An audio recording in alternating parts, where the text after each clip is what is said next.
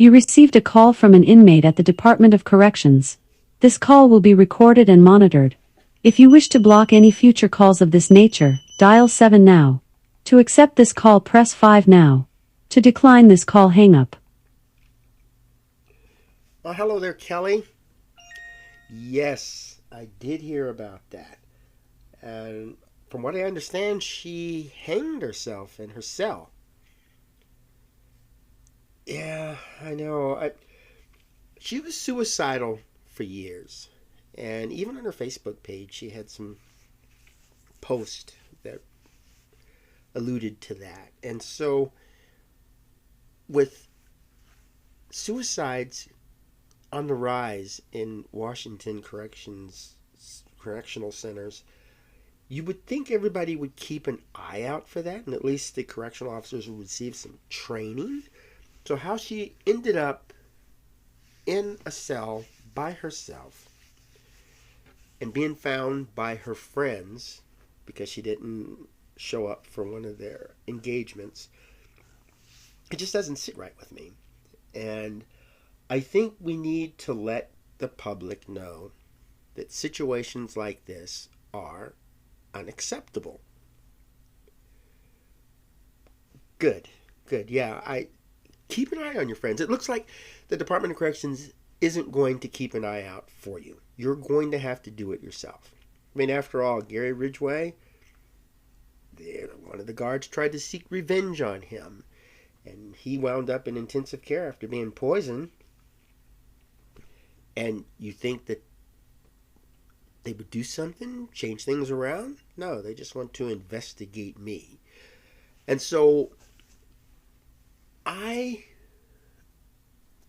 care about the people that's in there. You guys made a mistake, but you're serving your time. And once you get out, that's the true test.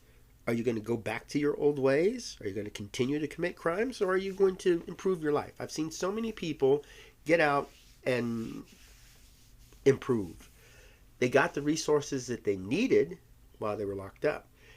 And if a person commits a crime, gets convicted, and the facility cannot provide them with proper treatment, proper resources, then they shouldn't be sent there.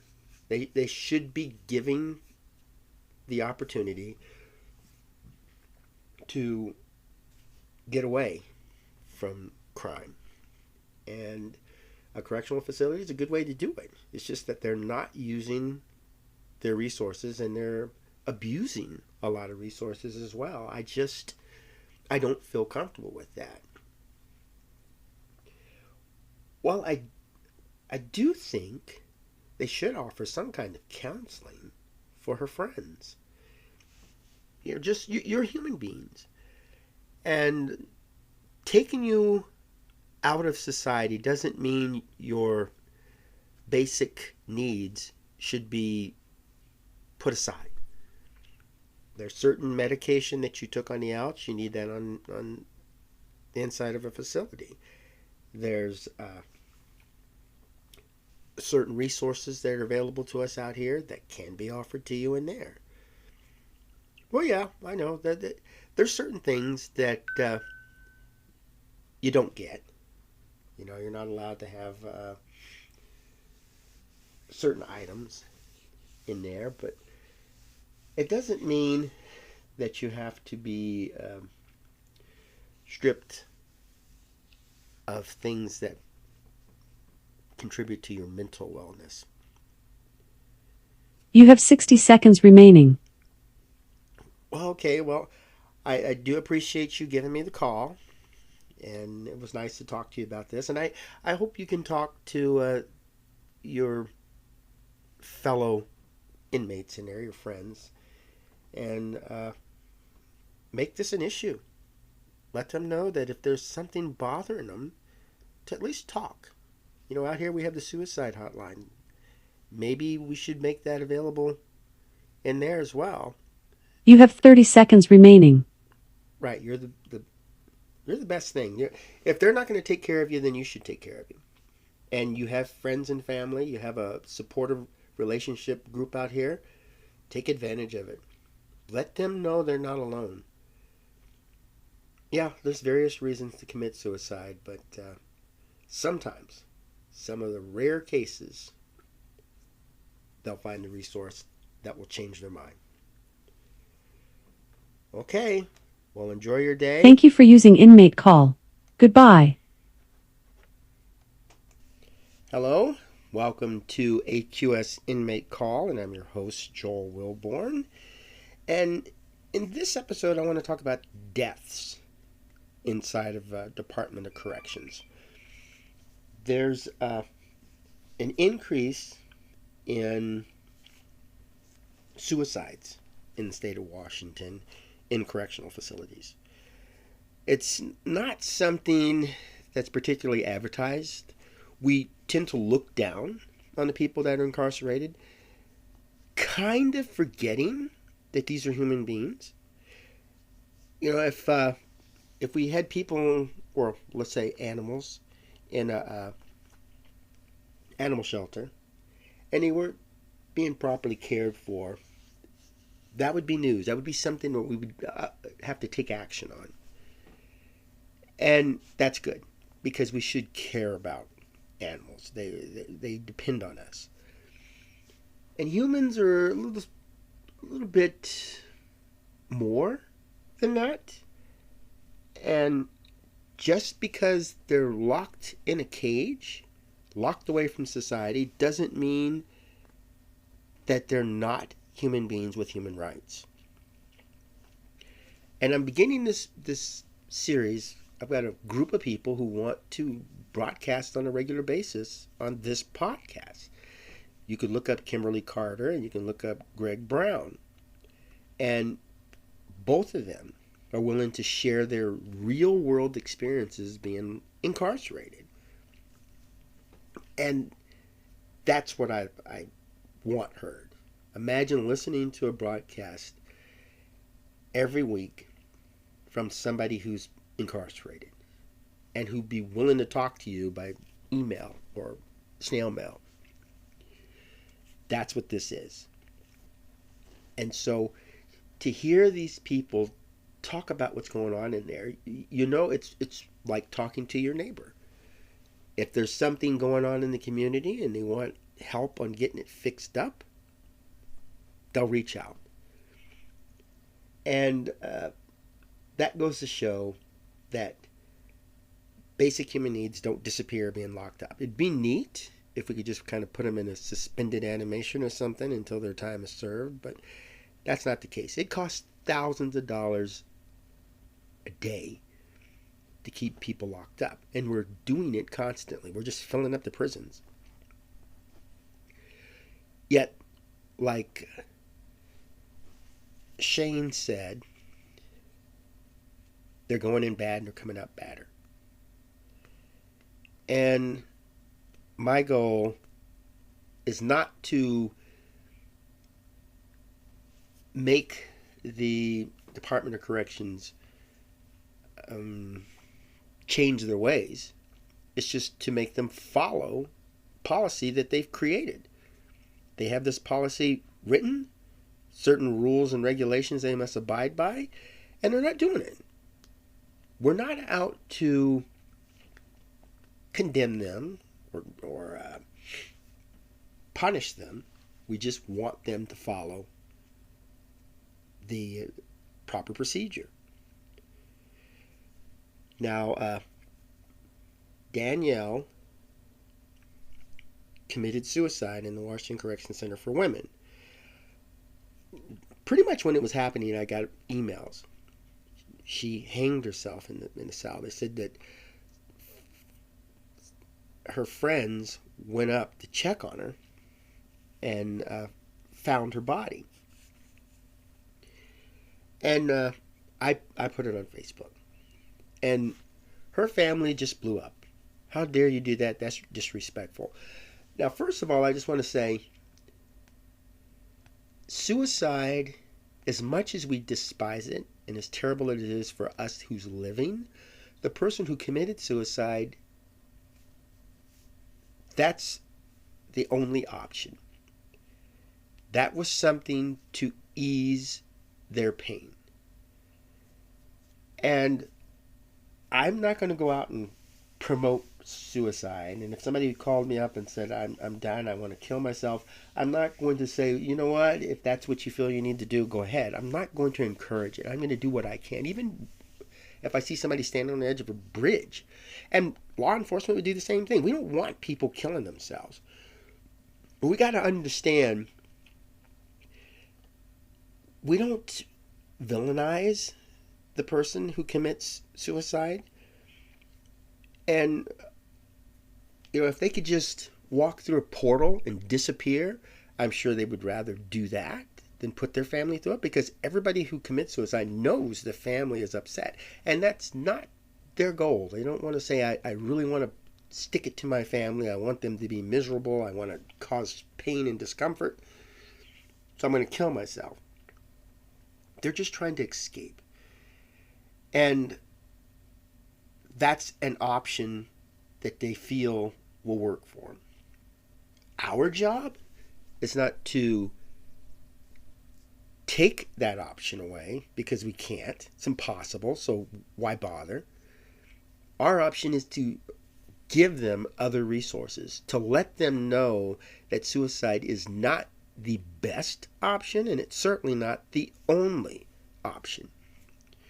And so when this family was just name calling, just going after me, and I'm more like, you knew she was suicidal. Like, one of my friends said she had a scar on her chin because she had attempted to hang herself before.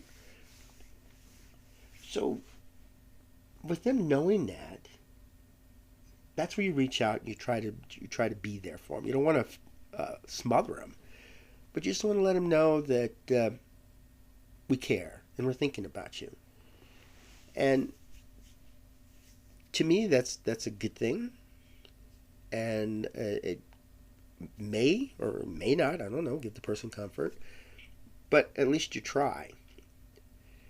And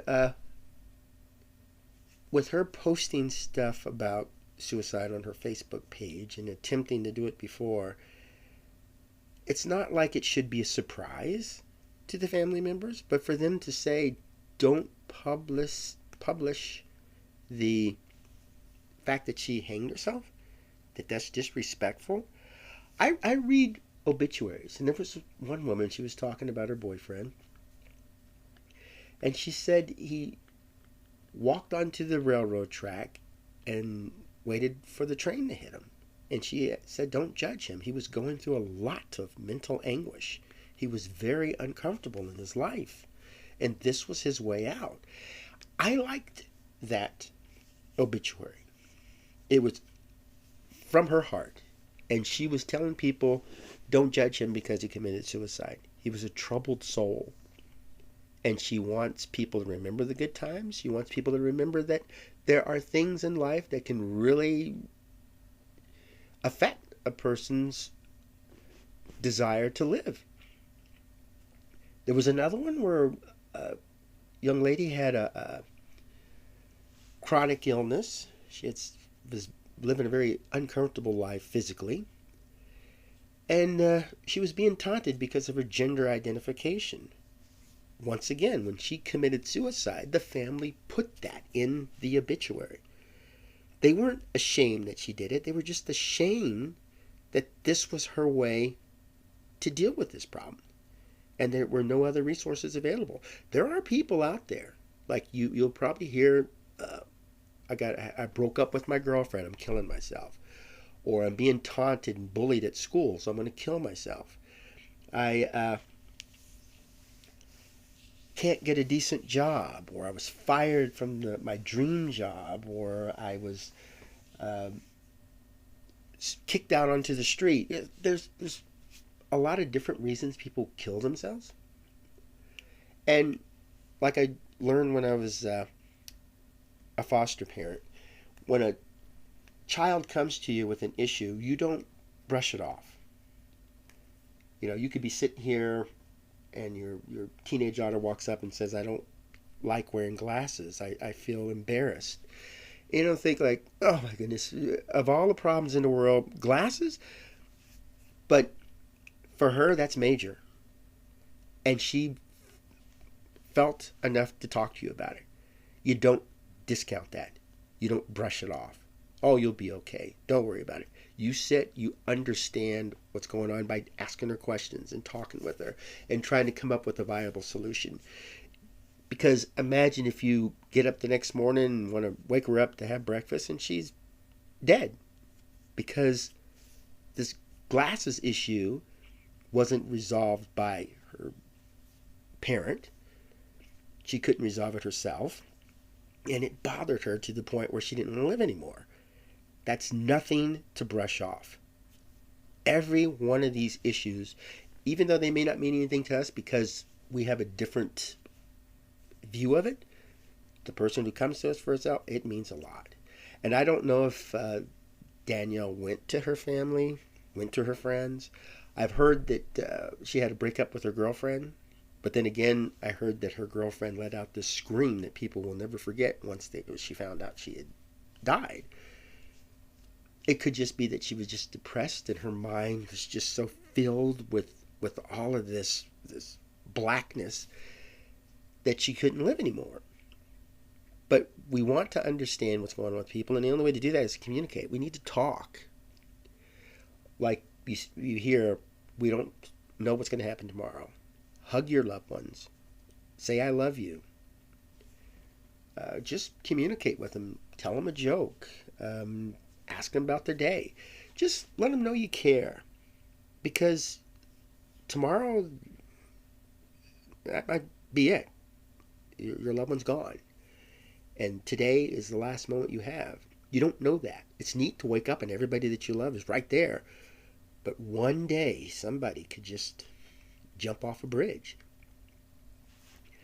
And I don't want people to feel that if a family member commits suicide, it's something that has to be hidden. Imagine Danielle's future relatives looking back, whatever happened to her, and the family doesn't want to talk about it.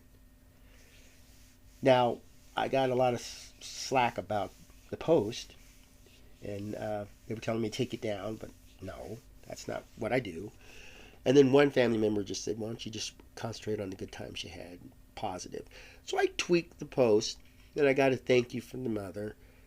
And but I'd already gotten the message out. That's what I wanted. But she was saying that there was a possibility that her daughter had been murdered, and so they were doing an investigation.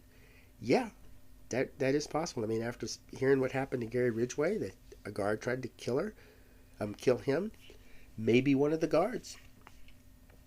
I know at WCCW, some, not all, I don't want to taint all of the correctional officers, but some will proposition sexual favors. Maybe Danielle fell into that. Maybe Danielle was having problems with her girlfriend. And maybe she was in a triangle. And somebody decided, I want your girlfriend, I'm going to get rid of you. So I'm glad they're doing an investigation on this. And I'm glad her mother reached out to me because I'm the one to publish it. I'm the one to share it with the world.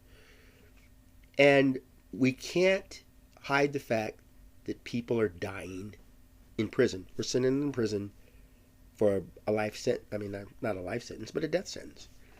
Everybody that walks through those prison doors is susceptible to never come back out. It's just a fact of life. If the public knows that suicide is on the rise, we need to start training correctional officers. In Spokane County in Washington, the law enforcement, they're taught to be aware of drug abuse. My current fiance is a drug addict. She says when she takes drugs, she becomes a different person. She's evil. Reading the articles about her online, they were saying that she went and committed this crime, and law enforcement noticed that she had needle tracks on her arm. They noticed that she was not in her regular state of mind. There was just something going on with her. And later on, after the drugs had worn off, she was a completely different person. And when I talk to her, she's not high. She's a very loving, caring person. And drugs is something she doesn't want. When I asked if there was something that she could do to change her past, something she could take away, she was saying the drugs. And my mission is to work with her to see to it that she doesn't go back to the drugs, that she doesn't wind up harming herself or somebody else because of this. And law enforcement needs to be aware of drugs, just like in Spokane County, and they need to be aware of suicide tendencies. Danielle should have been watched, and maybe not 24 hours, but they needed a counselor in there. When I was working with Paula Gardner, after she was diagnosed with cancer, which was partly their fault, of course, she told me that Washington Correction Center for Women isn't equipped to handle counseling for cancer patients. They're not equipped to handle counseling for suicide.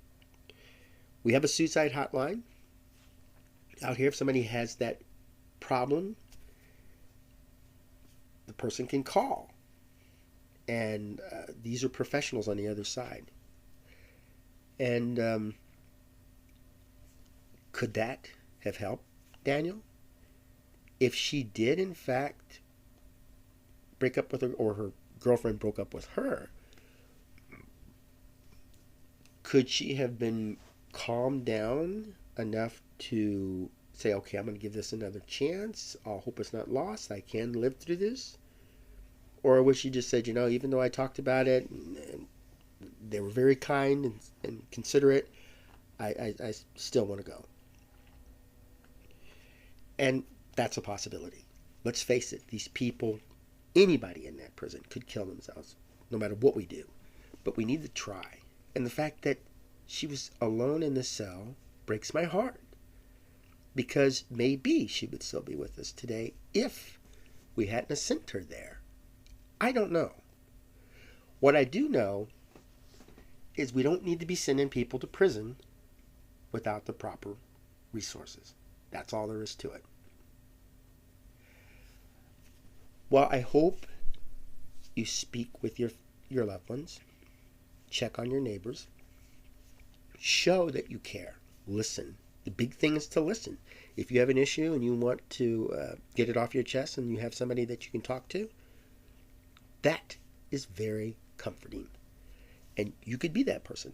There's a lot you can do that you're just not tapping into. And let's start with communication. Let's keep the door open to help folks not commit crimes, not commit suicide. My mission is to reduce crime, and I'm not going to do it by taking away people's rights.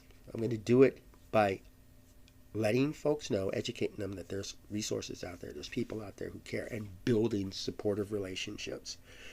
Then when the people go out and think about committing crimes, they're going to think about this stuff. And that's what I want. And hopefully, if we get this out there and we're talking and we're listening and we're taking action, crime will go down, and the suicide rate in these prisons and in the United States will stop. Well, go out and have yourself a wonderful day and make marvelous memories for tomorrow.